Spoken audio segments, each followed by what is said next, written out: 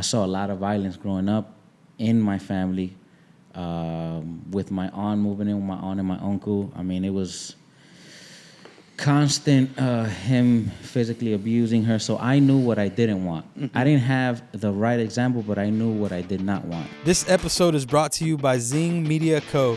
Zing is a social media marketing company that helps small to medium-sized companies and organizations that want to make a positive impact in their communities. If you're in need of social media marketing, then reach out to Zing.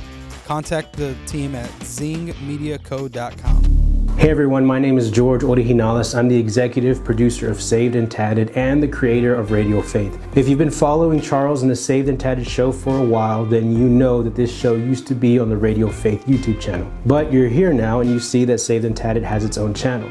Saved and Tatted is still part of the Radio Faith family, but Charles and I have been planning some new things for SNT, which means it's going to grow and it needs its own digital space. Also, Radio Faith is making plans to produce 2 new shows, which will be part of the Radio Faith family alongside SNT.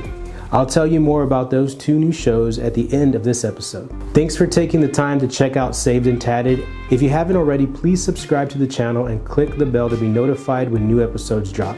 Go ahead and let us know what you think about this episode in the comment section. And if you think someone else needs to check it out, then click the share button and send them the link. Thanks again for checking out the episode. Now I'm going to stop talking because I know you're here to listen to Charles. God bless.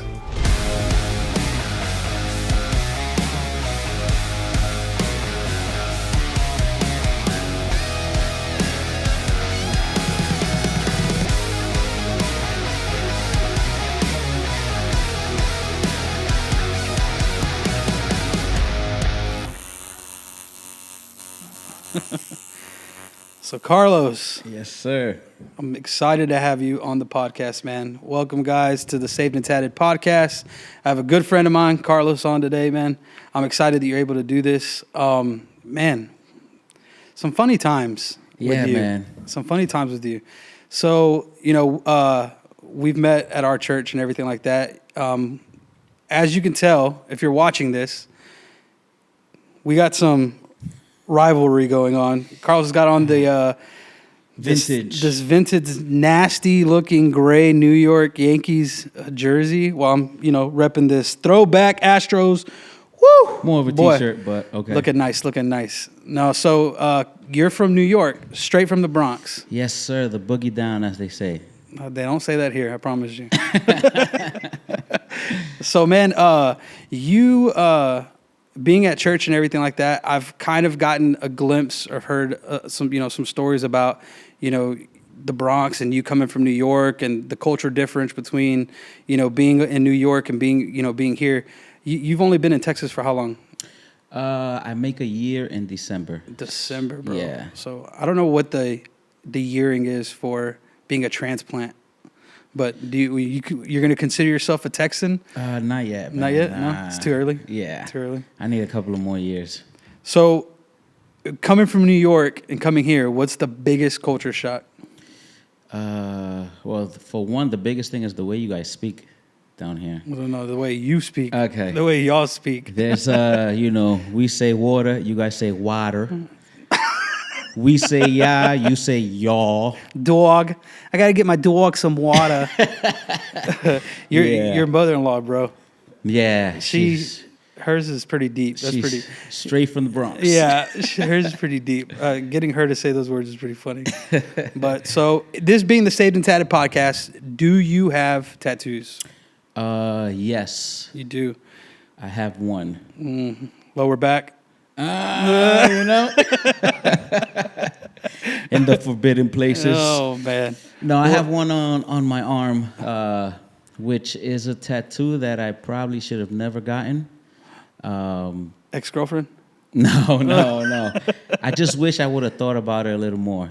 It was more like, let's go get tattoos, and I put something on my arm. That's how we get it. That's how you get it done. I mean, yeah. Was it a bad artist? Was that what it was? Yes. So what was it like? Was it an actual tattoo like studio, or was this like in someone's living room? Oh no, it was definitely a tattoo studio. Yeah. Was it? My first tattoo. And I definitely did pay for it. I didn't pay for my first one. I did not pay for, dude. Okay. My first tattoo, which is this one on this arm, this one. I got it in someone's living room It's supposed to be for my dad. Okay. So if you haven't heard the story about my first, well, not the first tattoo, but my dad not liking tattoos, you have to. I think it's my first episode with George. You have to watch that. It talks about it. But my dad passed away. We all got remembrance tattoos, and this one says, or it's supposed to say, "Always remembered, never forgotten." And what does it actually say? Homeboy forgot to put an R, so it says, "Always remembered, never forgotten." Oh man, see, that's a southern thing. Forgotten. No, it's not supposed to say forgotten. It's supposed to say forgotten. But he forgot the R. And then so he tries to fix it. And I'm like, no, dude, I'm not paying for this. This is the messed up part. This is where no one learned. My sister gets a tattoo directly after me by the same guy. And he was supposed to put my dad's birthday. And he put the wrong day. Bro. What? For real. So luckily, okay, so hold on. Luckily, it wasn't like the word. Like it wasn't like December, September. But it was like a 9 and an 8. It was supposed to be a 9 and he put an 8. His way of fixing it was to get just white ink and kind of like take out a little, you know, when you mess up on a paper and you're like trying to like scribble it up. Yeah. So he tried to do that and I was like, yeah, bro, I'm not paying for this. Like it was a horrible experience. Wow. Horrible experience. I thought it was awesome and everything because it was a tattoo. But have you ever been back to that same guy? No. Okay. No. I mean, the dude's good. I'm not going to say any names out there. I've had other family members get tattoos by him, and they're pretty good. But it was just that experience at that time. There may have been alcohol involved, but, okay. So that he got better with his spelling and all that. Yeah, I hope so. I'm not going to find out, but, But, yeah, man. So, the Bronx. Tell me a little bit about you growing up and what it was like growing up over there. New York. Man, the Bronx, New York. First of all, I feel a lot of pride, obviously, from where I'm from. It has molded me into the person that I've become. New York and the Bronx is very much like what you see on TV. Like, is it? It's real. It's not just, it's not all that. That's not what it's all about, but it's... But you were like the heart of the Bronx. Like, you weren't like, oh, I grew up in upstate New York. The Bronx. Yeah, no. I was in the Bronx, in the hood growing up. But I loved it. I love every bit of it. It's almost like if you don't know any better, that's what you grew up in. Exactly. So that was home. So yeah, man. I was raised in apartment buildings. You go up. I used to live on the 5th floor. Then I moved to the 3rd floor. The doors are open. You see the little vecina. Vecina means the little neighbor. She's cooking. Hey, do you want some food? Everybody invites you in their house. It's very welcoming. But the streets are tough. They're rough out there. Are they? Yeah. I think I sent you a video. What was it the other day? And yes, it was a video of two cars. Oh yeah, two cars in New York, like chasing each other, like Grand Theft Auto, and they hit each other. And the other dude's like broad daylight, just ramming this other vehicle. Gets out of his car, has a gun, and the guy's like, he's got a gun. Yeah. He goes and just pulls. It looked like a duffel bag out of the other car, and just takes off. Maybe it was money. I don't know. Yeah, probably. I sent it to Carlos. I was like, hey, bro, is this what you grew up in? You have to talk about this on the podcast if it is. He's like, yeah, bro, that's every day. That's New York. No big deal. Yeah, but if you notice on the video, people were just like acting regular, recording, or like, oh, look at what's people just standing. Normally, there. You would think people will run, scatter. Exactly, but something we see every day. So, I know personally in your personal life, you experienced some really, I don't know what you would say, like life-changing events and stuff like that. Can you talk a little on that? Yeah. I'm getting in deep real quick. Sorry, man. Do we have any tissue here?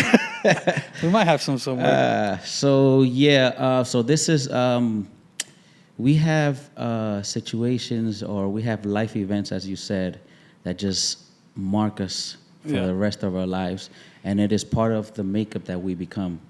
So at the age of 5, I witnessed my father murder my mother in our apartment. Bro, So I knew that part. I didn't know you were. I thought you were older than that. I didn't know it was 5 years old. No, 5 years old. Yep. So did you have siblings there? I mean. So yeah, I have a brother who's younger than me. I'm only 11 months older than him. Oh wow. Yeah. So they got it on real quick, right after me. And then I have an older sister who's 4 years older than I am. I'm the middle child. Were both of them there when that happened? My older sister, no, but my younger brother, yes. God, dude. So that had to have been rough. Yeah, man, it's something, like I said, it's marked me, but it has helped me. I mean, it's crazy that I say it has helped me become who I am today because of it. Everything, I can say that everything that I am as a man, as a father, as a husband, derives from that incident that happened. So everything goes back to that. Yes, yep. Do you think, is that, I mean, you were 5 years old, so I don't know how it would, but is that something that kind of pushed you in the direction towards church and stuff like that? Or how did that happen? It didn't really push me towards church. Growing up, I didn't understand why it happened to us, to our family. I had a lot of questions growing up. It was rough being in sports and not having like your father or your mother there. Yeah. You see everybody else's dad is there, cheering them on, and I practically don't have anyone yet because that's how great God is. I become a Christian at the age of 15. And Because of that? Not because of that. I mean, yes, because of that, but I wasn't looking for God. Mm-hmm. God Just found me. Yeah. He sent Pete, the right person, which, by the way, Cynthia and Jamar Rivera, big shout out to you guys. They are who God used to push me into the church. And then it was a whole big different story from there. So, you say that everything ultimately drives back to that. Anything that happens in your life, it comes back to that whole thing of seeing your father, shoot your mom and stuff. And bro, I don't know how you could ever come back from that other than God. Like, especially being in church and him doing things in my life, fixing my life around. I know how powerful God is, and I know what he can do. So that comes to no surprise.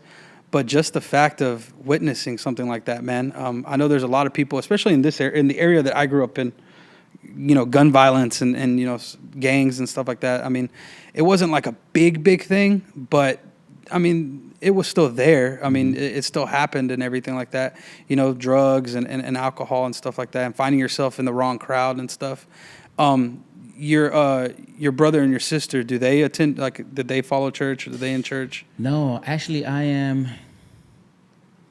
the only Christian in my family. Wow. I have a cousin who he's Christian too, but his denomination is Seventh-day Adventist, which is completely different. Never even heard of that. Oh no, No, I've never heard of that. It might be a New York thing.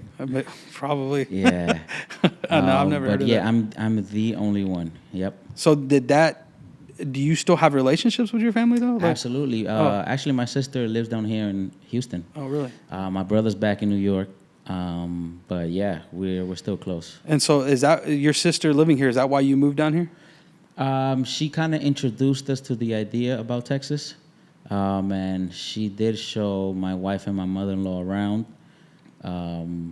So I guess it did have some influence, yes. Yeah, because that's a big jump, New York to Richmond and Rosenberg. Man, and it's not even like Houston, it's Richmond, Rosenberg. It's like... So, I mean, well, we're on, like, Katy. Oh, my bad. I mean, I'm just saying.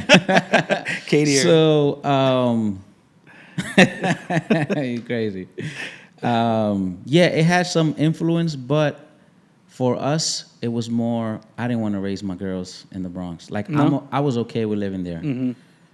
I knew where danger was. I knew what to do to get out of it. But I didn't want to raise our daughters in the Bronx. So were they able to, they attended the church that you were at up in New York? Yes. Yep. So you had one church your whole life in New York. The time that you lived there was one church you went to? One church. Yep. Purpose Church would be our second church that we attend. Oh, yes. Cool. So when at that's where you met Elba, your wife, right? Yeah. Oh, bro, tell me that love story. Let's hear that. So, like I said, I mentioned them earlier, Cynthia and Jamar. They invited me to the church. I would always duck and hide because I thought church was what my cousin's church was, Seventh-day Adventist. Oh, okay. So I did that whole deal, and I'm like, I'm not trying to go to church again. So she would invite me, and I'm like, yeah. Or I would see her coming downstairs, and I'll dip in between the cars and hide. Oh, she's going to come get me. But I finally decided to go, and man, I remember I get there, and I start listening to the music. Obviously it's a Hispanic Pentecostal church. Somebody's beating the drums over there. So I look over to the drum shield, and lo and behold, man, is who is going to be my future wife in a couple of years. Just Rocking the drums. Beating them drums. I always tell her she was beating my heart. Oh, boy. Yeah. That's so I saw her. Too sappy for Saved and Tatted, bro. Too sappy. I saw her, and man, it was definitely a love at first sight kind of thing. I thought she was the most beautifulest woman ever that I've ever seen. Dude, I know she's gonna listen, but you don't have to. I'm just kidding, Elba. I'm just joking. I'm not ashamed, man. I'm not ashamed. I'm just joking. Just a joke. No, that's cool, man. Yeah. My story isn't.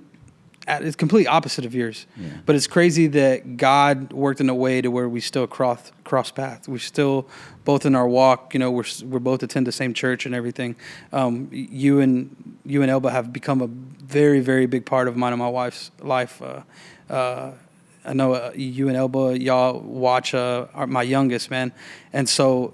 It's Great crazy. kid. Yeah, he gets most of his greatness from me. But, I don't know. We'll see how the wife likes that. But it's crazy the way that we cross paths, man, because I did not grow up in church, but my family was a very there family. My dad was always there for me.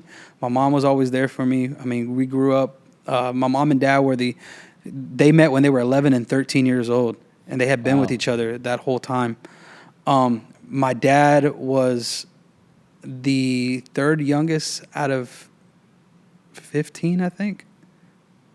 The number changes all the time, and 15? I don't know why. 15? Yeah, 15. I'm pretty sure that's. They did not have cable. Not back then, they didn't. So he was the third youngest, man. And so I had a big family, but we never, at least I don't remember any bad things happening being younger or anything like that. But we never attended church. It wasn't like a everyday thing where we went every Sunday or, I do have thoughts and memories of going, but it just wasn't a continuous thing that we did. Okay. It wasn't until I met Marissa, my wife now, that we started attending. And so it definitely changed my life. And, I know you say that you're the only Christian that's in your family, but y'all still have great relationships. What do you think kept you from going down the other path of not attending church or just going and being like, you know what, this isn't for me? Is it because you met Elba at church that it kept you there, or? So, yes, originally it was definitely, I would go to church because of Elba, because I was trying to get that shorty. But, and yeah, I mean, that was a whole big, because at the time I was 15, I had a girlfriend at the time. It was a whole big, yeah. So we heard this story, or at least I heard this story, and you got to tell these people that your girlfriend found out that you and Elba had kissed or something, and she showed up to your house and slapped you. Yes, very much so. Yep. It's the first time I've ever been all slapped. Your fault, Elba. All your fault. By another woman other than my aunt, because that's who raised me, my mom's sister. So, but because of your relationship with Elba, that's what kept you in the church. I think we joke about it, but I'm not going to lie. I think a lot of times what keeps people in church, or what, at least at a younger age, is stuff like that. Mm-hmm. The relationships that we create with other people, seeing a good-looking chick. I mean, I remember being younger, and we used to go to another church up the road as a way bigger church. But when my mom was still alive, we would go. And I remember I didn't like church. At that time, I wasn't a Christ follower or anything. But I went because they had a lot of hot chicks there. Yeah. Babe, I'm sorry. But at the time, there was a lot of good-looking girls. There was. And I went for all the wrong, I went for the wrong reasons. But ultimately, I was still attending church at that time. And so it got me there and everything. At that time, I didn't turn into a Christ follower even because of that. It wasn't until later on, like I said, meeting Marissa that I did. But sometimes, as you know, it's what kept you there. Marissa, when I met my wife, she was not her family was a non-believer family. They didn't believe in God or church attending or whatever.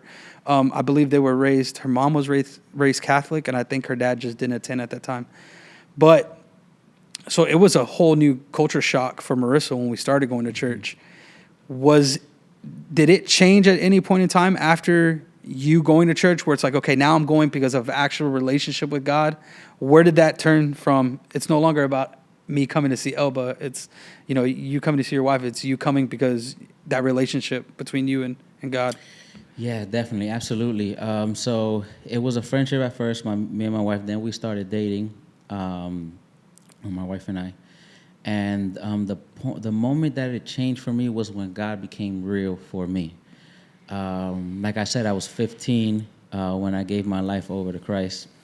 And in that moment, it was like God just swiped me off my feet at the nick of time, because I feel like it was a pivotal moment where I could have chosen the street life, which I'm not a street dude at all.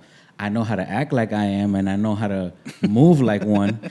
Because growing up in the Bronx, you got to be tough, man. Yeah. You can't. They Fake it till you smell make it. the softness, like it's over for you. So at that moment, it was like I could learn to be a man with these guys, with the older guys on the block, or I can learn to be a man by what God says a man is.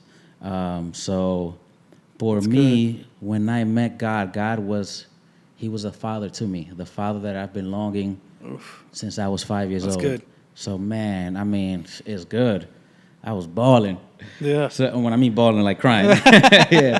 So for me, it was like, man, it just hit me, and that's how I knew that God was real, because no one else would know that this is what I needed. No one else would know that, because one, I didn't tell anyone, and two, He's the only one that could know that that's what I needed at the same exact time that I needed it.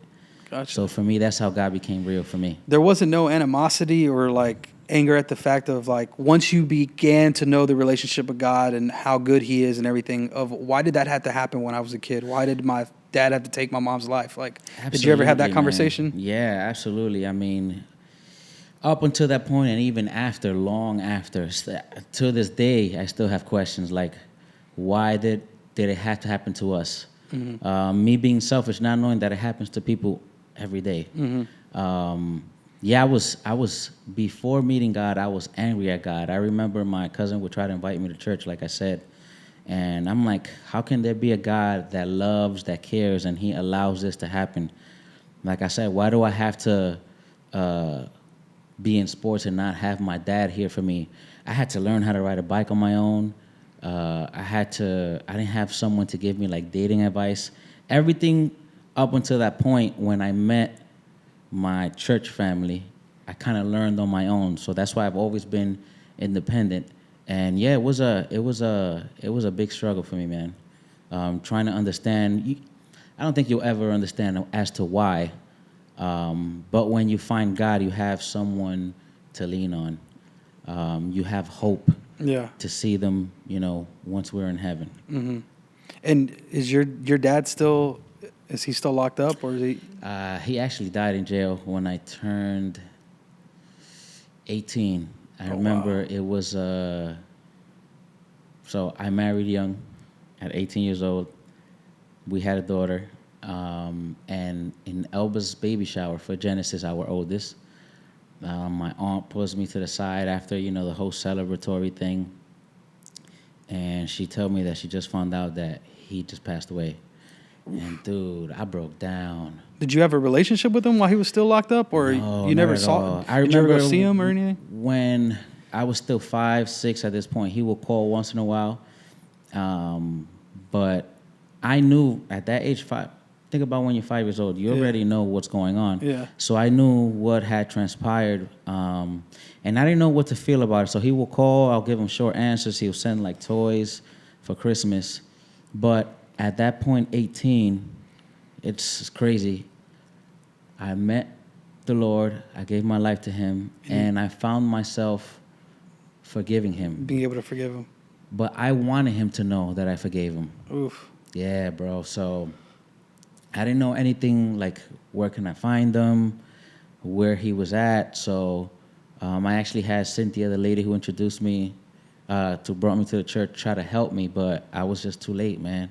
I never got, so that's something that's going to stick with me forever. I never got the chance to kind of let him know, like, listen, man, I mean, it was a huge mistake, but I still forgive you. And I was only able to do that because of God, man, just getting deeper with him and learning about forgiveness and letting go. Yeah. So. Wow, bro. That's pretty deep. I didn't know that. That's got to be something, some heavy hitting stuff right there. Like when both of my parents, they've passed on. I got to say my goodbyes to them and everything like that. When my dad had passed away, I wasn't in church yet at that time. I was actually just getting out of the military, just going through a divorce. I got married when I was young too. I was 18 at the time. And so when my dad passed away, I hadn't found God yet. I actually ran away from God at that time. I was real upset. The reason I had asked you if you had animosity towards God was because I did. Mm-hmm. I was like, I knew who God was growing up. Like I said, we attended a church sporadically, but it wasn't an every Sunday kind of thing. Mm-hmm. But when my dad passed away, I remember being in the funeral home and some drama had happened between me and my ex-wife and stuff. And I remember being like, why? Like my dad did not start drinking till he was like in his 30s. My dad wasn't a smoker. My dad didn't do drugs. He was the kind of give you your shirt off the back kind of guy. Like he was a good-hearted man. Like he was always there for me. Like I could say my dad was my best friend at that time. He was there for my sister and everything. And when he passed, to me, it made no sense to me on God, why him? Like there's so many other people you could have taken. There's so many other people who could have caught cancer and everything. It was real selfish of me to think the way that I was thinking, mm-hmm. But I was hurt, man. And he was in pain. So I can understand your feeling in that and not being able. My dad didn't get to experience here me changing my life, but I know that he can still see it. You know, I know that through God and you know, spiritually, my dad knows everything that's going on, and he understands, you know, how much love I have for him and everything that he's got to witness and stuff like that. So, I mean, it's good to know that, you know, you understand that too, that your dad, you know, he knows the forgiveness is there and stuff and everything. Do you feel that because of that you're the type of person now who anytime you have a feeling, you go ahead and you dish it out, say, I love you, you know, and all that stuff and everything, because you never know, you know, how? I think that's just who I am as a person. I'm not afraid to show my emotions. If I have to say something, mm-hmm. I'd rather say it. Obviously, depending on the situation, I try to find out how to use my words wisely to make it sound nicely. Yeah. But yeah, man, I show my emotions. If I love you, I'm gonna show you I love you. If I'm pissed and ticked off, you're gonna see it. Yeah. Yeah. So one thing I know is that, I mean, me and you we're good friends and everything, mm-hmm. man. And so like being able to show you emotion and show you, you know, I love you and everything like that, you know, I love your family and stuff. I think a lot of times in the secular world, the idea of what a manly man is, you don't show those emotions. You don't wear your heart on your sleeve. You don't tell other guys you love them and stuff like that. Being in a relationship with God and being a Christian and stuff like that, us as Christ followers, men following Christ, we know that needs to be told. Like, you know, I have no problem telling my guy friends I love them and, you know, hey, you know what, I appreciate you, you know, thanks for being here and stuff like that. When you go back to New York and you put yourself back around those people again, do you catch yourself kind of changing the type of person you are? Well, that's funny you say that, because we would think that is the stigma, you know, of men not wanting to show love, but man, this is the complete opposite. It just looks different. Mm-hmm. So let me give you an example. I go back to where I grew up, and we'll dap each other up and show a lot of love, say I love you, bro, mm-hmm. this and that. Like, there's still people that hit me up through Instagram like, man, I'm proud of the things that you're doing. I can't believe you really moved to Texas. Like the older guys, which, I mean, when I was growing up, their mentality of being a man is having different women and stuff like that, yeah. Not sticking to one. So I remember a quick story. When I was going to get married, I went to show them the rings. I'm like, yo, listen, I'm going to propose to Elba, blah, blah, blah. Their whole feedback was like, nah, don't do it. All ball and chain. Not for nothing, they all got baby mama drama. don't do it. It's gonna change. I should keep it the way it is. I'm like, dude, but at this point, I already know what the right thing to do is. Because you were already attending church. Yes, yeah, you were already in church. I'm only 18, but I already have the word in me. I already know.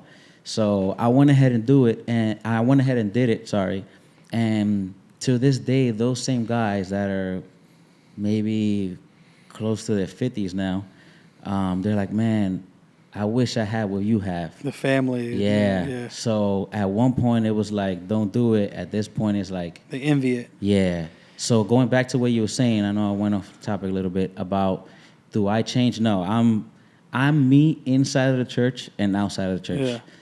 I don't try to put this persona like I'm perfect when everybody knows I'm not perfect. Yeah. So I haven't had a perfect walk, and everyone knows that. Mm-hmm. All my guys back at home, they know that at the same time we were like running around doing things here and there, I was in the church. That's not to say that I'm endorsing you to run around and still be in the church, but it was a learning curve for me. Oh, yeah. You know? Yeah. And even still, because of the fear that I had of God in me, there were things that I would be like, listen, I'm not down with that. And eventually they will respect it. Like, for example, the whole drinking thing. Mm-hmm. Like, bruh, I'm good on that. Like, I'm okay if I drink, but, like, don't try to. And then after a while, it's like. Then you're not to even ask. Cause so there's a lot of love in the hood, man. That's what's up. They just gotta, you gotta act tough. Like I said, you gotta act tough, because if they smell it in you, bro, it's over. So this is a funny story, and this is being transparent and everything. So during the beginning of my walk, we talk about personas and stuff like that. During the beginning of my walk, I was attending church already. I had already found God. At that time, I was already serving and everything like that. Some stuff from my past caught up to me, and I had got pulled over. Baby mama drama. No, it wasn't even. Well, actually, it was. It was. Oh, it was baby mama drama. I'm only kidding. No, it was. It did. It had to do with back child support and stuff like that. Oh. So just being transparent. But so I ended up getting pulled over, and I ended up getting taken to jail. And it just so happened. And this is. Now I see it. I'm like, it was God moving. At that time, it was like, there's no way this could be God. Like, God, why aren't you intervening? Why aren't you helping? Because I was actually on my way home from the hospital to get my apartment ready so that my mom can come home on hospice. She had got diagnosed with cancer. She was already in and out of the hospital. She had been in the hospital for months already, and so weeks, and we were changing my apartment so that she could come live with us and have hospice come stay at the apartment. Wow. And I'm on my way home from the hospital, and I get pulled over. And the cop's like, yo, you got a warrant, we need to take you in. I'm like, look, like, you have no idea where I'm going, what I'm coming from. Like, you have to let me, like, just let this slide. I'll turn myself in, blah, blah. I wasn't going to, but, I'll turn myself in. Right. And he's like, I can't, man. Like, I could lose my job. Like, so I ended up getting locked up. Remember, at this point in time, I had already been in the church for a while. Mm-hmm. And this is a funny story for y'all, too. So I get locked up, and I'm in the holding cell waiting to be put in and everything. At that same time, they had just brought a whole crowd of guys from Houston, from the Houston jail, because it was overcrowded in Houston, and they were putting them in Fort Bend County. Mm-hmm. And so all these guys, if you've ever been to jail, you get these wristbands, and the color of the wristband determines the type of severity of crime that you've had. Oh, wow. So in my past, I had some assault stuff. So, of course, I had a colored wristband or whatever. So I'm getting put into this holding cell with, like, guys who've committed murder, guys who are... At that time, I wasn't as tatted up. They were all tatted up, tattoos on their head and everything like that. And so I did the same thing. I'm like, you know what? I need to act tough. I need to go back to, my Richmond over the tracks days, and I need to start changing the way I talk. And so I did. I started changing the way, while I'm within this couple of minutes, I'm changing the way I talk. I'm trying to look tough and everything that. And and so this guard comes up, and he walks by, and he starts talking to one of the dudes, and I look. And for the how do you say your name? Originalis. For these guys, it was their brother. Oh. Their brother was the jailer, and I thought it was Josh. I thought it was you, and And I was like, what is Josh doing as a jailer? But Josh at that time was a part of my men's group at my church. Oh, man. And so I'm like, man, like, what is Josh doing at the jail? And in my mind, I realized, so then finally it clicked to me, it wasn't Josh, it was their brother. And I knew that their brother. So were you hiding the whole time so Josh wouldn't see you? I wasn't hiding, but I was like, oh man, like the guys are going to find out about this, blah, blah, blah, blah. But at that point in time, God spoke to me and was like, what are you doing? Like, who are you trying to pretend to be? Like, I have you here for a reason. And so in my mind, I'm like, I need to be discipling. Like, if I'm going to disciple anywhere, and Josh was a part of my Ironman group, this men's ministry group that I had, maybe like 20 to 25 guys that I would speak to on Mondays and everything like that. And I'm like, you do this every week. What a better place to do it than in jail. And so it snapped me out. And I'm like, what are you doing? Like, who are you trying to act tough for? Be you. Speak of God.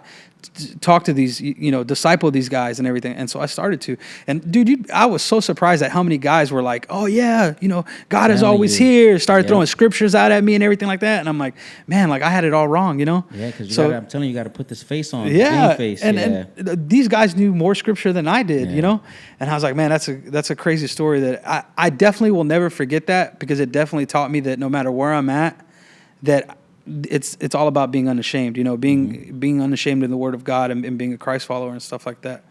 I kind of want to go back to you meeting your wife and everything. So you said that y'all had got married at a young age and everything. You had your daughter. Bringing them up in the church, was that a hard thing for you to do, given the area that y'all were living in and coming up from, having to tell them about their grandpa and about what happened and everything and explaining to them what had happened? Was it easy for them being in the church and being able to say, like, God does great things, but this bad thing happened? Or did it take a while for them to find out? So it did take a while for them to find out. But so here's the thing. Where I grew up, the church was up the block. That's where all the mess would happen. But when Elba and I got married, we kind of moved. We were still in the Bronx, but we were in a nicer part of the Bronx. So they weren't seeing the same thing. Oh, they weren't seeing. I mean, when we would go home to visit like my aunt and stuff like that, they'll hear commotion and stuff like that. But yeah, that was actually a hard conversation. Honestly, I think, yeah, that's what happened. My oldest daughter heard me talking about it in church from the pulpit, and that's kind of how she found out. Yeah, because I know, we never had that conversation. That's how she found out, and then later on, Leanna comes along, and then she also heard me speaking from the pulpit because she had no idea. I remember Leanna asking, how come I have a grandma and she's Mom's mom, but you don't have a mom? That was deep, bro. Yeah, man. That hits hard. Oof. Yeah.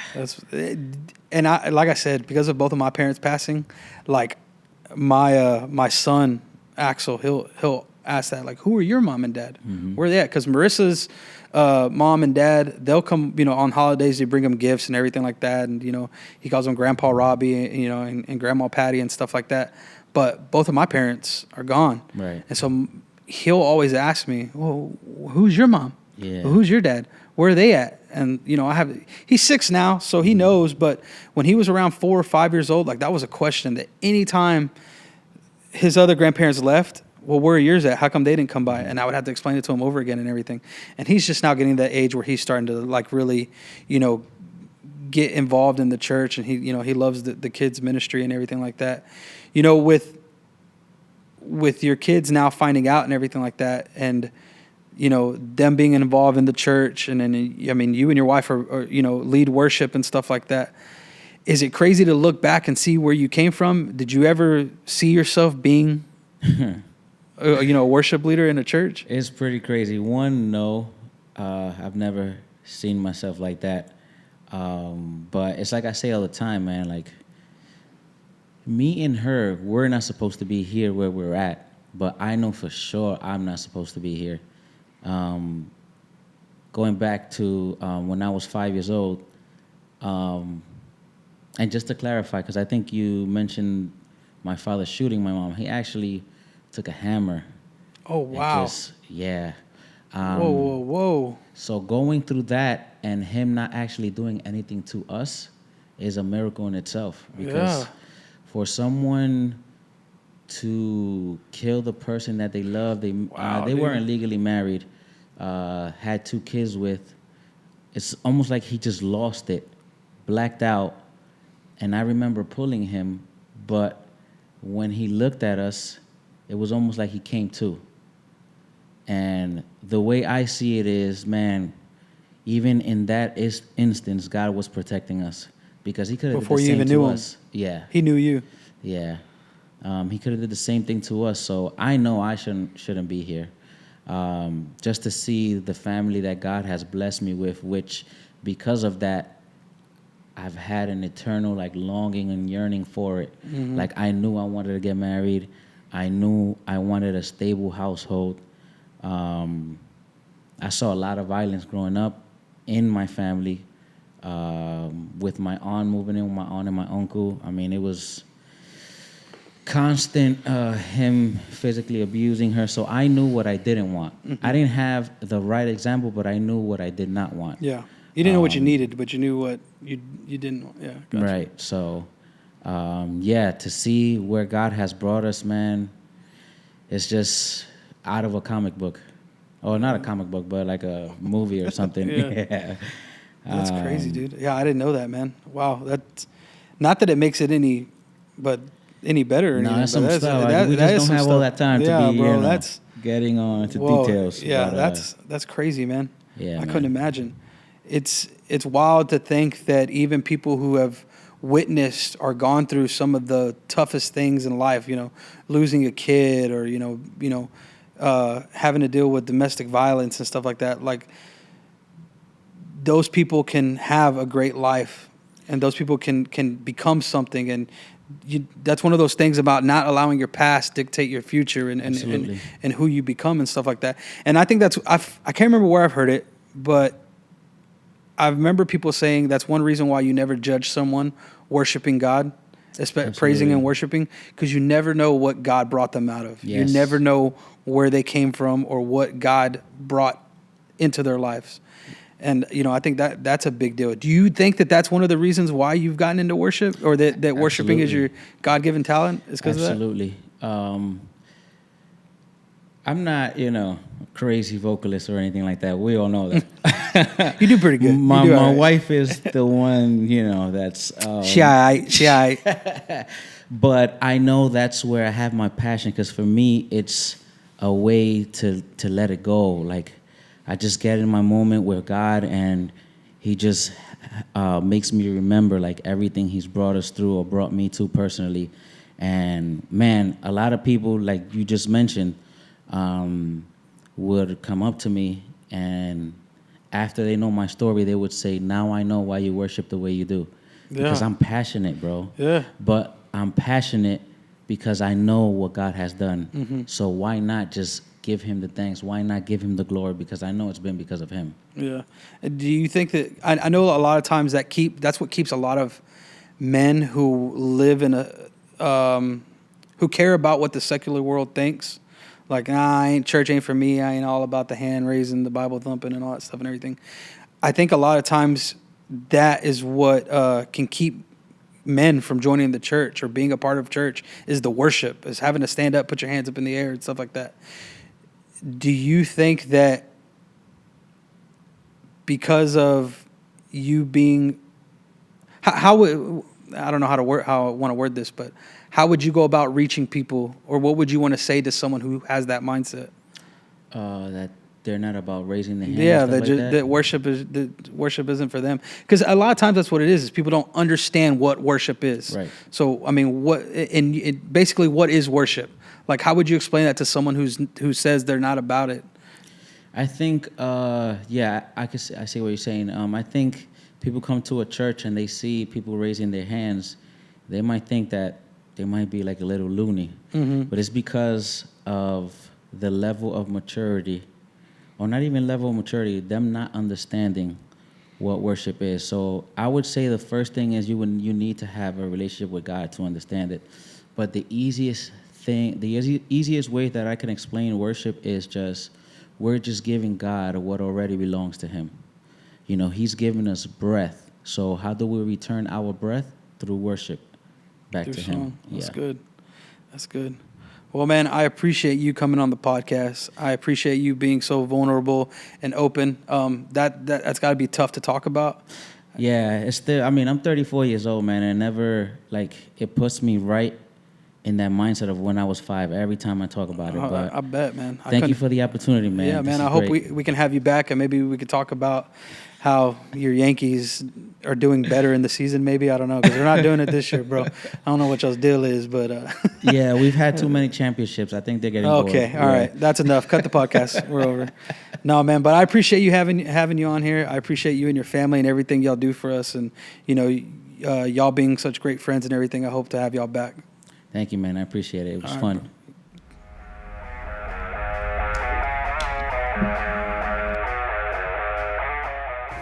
Hey, it's George again. At the beginning of this episode, I mentioned that Radio Faith is working towards launching 2 new shows this year. Radio Faith is a company that produces Christ-centered content that makes an impact at the intersection of the church and culture. Saved and Tatted moves that mission forward through the raw conversations that Charles has with his guests. These 2 new shows we're working on will provide the same type of space for these type of raw conversations, but in a more nuanced way. The first show will be about sports and the second will be about music. Both sports and music are a large part of cultures around the world. We want to provide digital content that engages these areas of interest and connects both sports fans and music fans to God. To stay up to date on when these shows will be released, subscribe to Saved and Tatted and then jump over to the Radio Faith YouTube channel and subscribe there as well. Thanks again for supporting us along the way. I hope you have a great day. God bless.